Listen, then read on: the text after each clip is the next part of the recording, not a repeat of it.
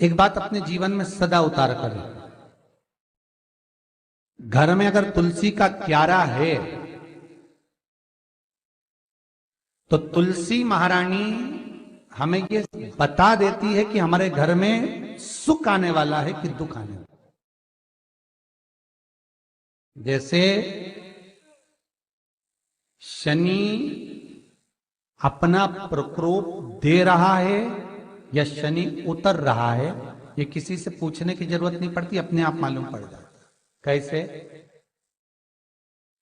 शनि कथा अगर आपने सुनी हो तो उसमें व्याख्यान आता है शनि कथा में, पांव की चप्पल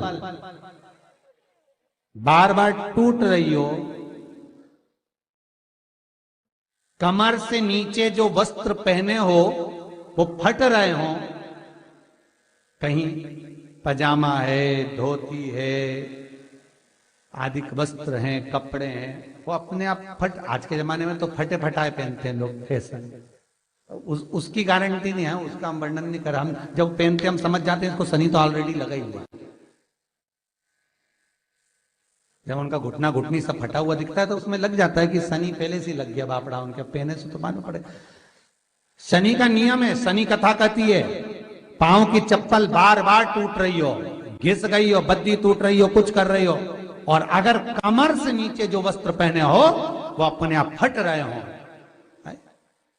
समझ लेना कि शनि पांव से प्रवेश कर रहा, मतलब अपनी प्रखरता शनि दिखा रहा।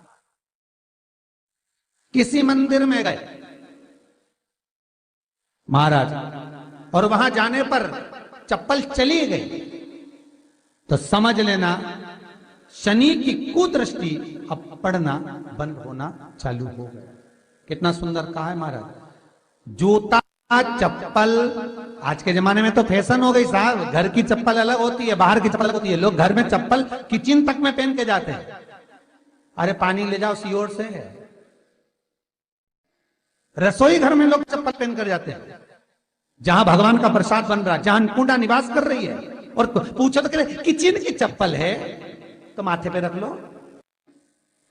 तुम अपनी मां को जरूर देखना है एक बार, वो बूढ़ी मां कितनी बार किचन में चप्पल पहन कर गई, मुझे जरूर फोन कर कर बताना। बूढ़ी मां रसोई घर में आज भी बिना चप्पल के जाती है, और बहुओं की कहीं एड़ी नहीं फट जाए, ठंड नहीं बैठ जाए, इसलिए ये रसोई घर तक में चप्पल पहन कर जाती है। सूर्य नारायण की कथा पढ़ना, शनि महाराज की कथा पढ़ना, और गरुड़ पुराण की कथा पढ़ना, जिन जिन कथाओं का हम व्याख्यान कर रहे हैं उसको पढ़ना जरूर हो। क्या लिखा है? घर के अंदर जब चप्पल जाती है, रोग, बीमारी, कष्ट, तकलीफ चालू हो जाती है। तुमने चप्पल क्यों पहनी? ठंड नहीं बैठ जाए, रोग नहीं बैठ जाए। घर के अंदर उतना बढ़ गया, एक कालीन बिछा दो, एक दरी बिछा दो, मोटा आसन बिछा दो, जिस पर तुम चल लो। जरूरी है कि कई कई लोगों को तो हमने ये भी देखा कि कालीन पर भी चप्पल पहन के चलते, और ब्राह्मणों को भोजन परोस रहा है, गुरुजन को भोजन परोस रहा है, ठाकुर जी की थाली बना रहा है, ठाकुर जी का थाल लगा रहा है, तो भी चप्पल है पांव में। तेरा क्या होगा रे कालिया, क्या होगा? विचार तो करो।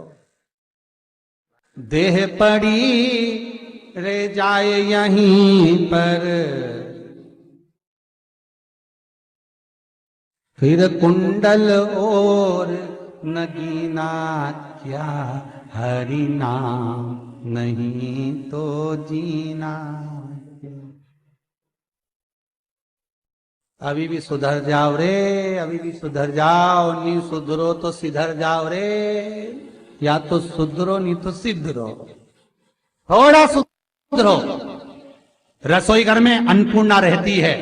रसोई घर में शिव महापुराण की कथा कहती है, जब भगवान शंकर को मां जगत जननी भोजन करा रही थी, शंकर जी ने वर मांगा था अन्नपूर्णा से। ए अन्नपूर्णे, तुम मेरे घर के बच्चों का भरण पोषण कर रही है। इस मृत्यु लोक में जितने मनुष्य जन्म लेते हैं ये मेरे पुत्र कहलाते हैं। तो अन्नपूर्णा ने कहा, चिंता मत करना भोलेनाथ, जिस जगह पर एक स्त्री, बेटी, कन्या या घर की बहू या बूढ़ी मां भोजन बनाएगी, उस जगह पर मैं अन्नपूर्णा उसके शरीर में प्रवेश करूंगी। वो रसोई घर नहीं होगा, वो मेरा और तुम्हारा मंदिर कहलाएगा। अब मंदिर में चप्पल पहनकर भोजन का निर्माण करना, ये श्रेष्ठता है। एक आसन पटक लो आप रसोई घर के अंदर, जिस आसन पे खड़े होकर आप भोजन बना लो। मोटा सा आसन रख लो, चप्पल की जरूरत ही नहीं। श्रीमद् भागवत कथा कर रही है, तुलसी का मात्र तो शनि अपनी दृष्टि बता देता है। शास्त्र कहता है जब घर के अंदर प्रवेश करने के, जब आप घर में प्रवेश करें तो एक कोने में चप्पल को उतार दें। बाहर जगह नहीं है तो घर के अंदर प्रवेश कर कर लेफ्ट में चप्पल को उतार दें, और 7 या 3 कदम के अंदर चप्पल उतर जाना चाहिए घर के अंदर में। और उसके बाद अगर चप्पल अंदर प्रवेश कर रही है तो राहु केतु शनि के साथ प्रवेश करते हैं, जिसके घर में बीमारी कभी पीछा नहीं छोड़ती। शनि कथा, सूर्य की कथा का स्मरण करिए, आपको मालूम है, पहचान हो जाता है। महाराज तुलसी बता देती है कि आपके घर की दशा क्या है। बार बार जल डालने के बाद भी तुलसी सूख रही है, बार बार आप पूजन कर रहे हैं, पाठ कर रहे हैं, तो भी तुलसी के दल सूख रहे हैं। तुलसी बता देगी कि तुम्हारे घर में तकलीफ आने वाली है, कष्ट आने वाला है, सूख रही है। किसी ने जरूर कुछ ना कुछ ऐसा है कि इसमें घर में कुछ तकलीफ आएगी, तुमने लगाया फिर सूखी, फिर लगाया फिर। तुलसा महारानी बता देती है कि कष्ट है।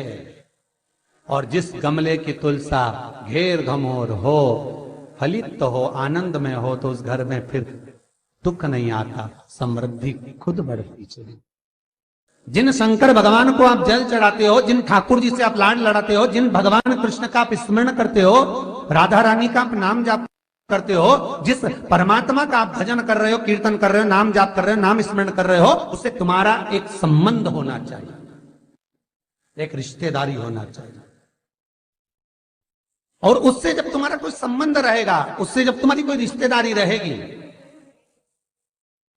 तो उस रिश्तेदारी में जैसे ही आपके प्राण छूटे, और छूटते से ही आप जब गए, तो जाते ही आप कहोगे कि कृष्ण से मेरा ये संबंध है, वो मेरा पुत्र, वो मेरा भाई, वो मेरा बेटा, वो मेरा सगा, वो मेरा रिश्तेदार, वो मेरा कुटुंबी, वो मेरा पुत्र।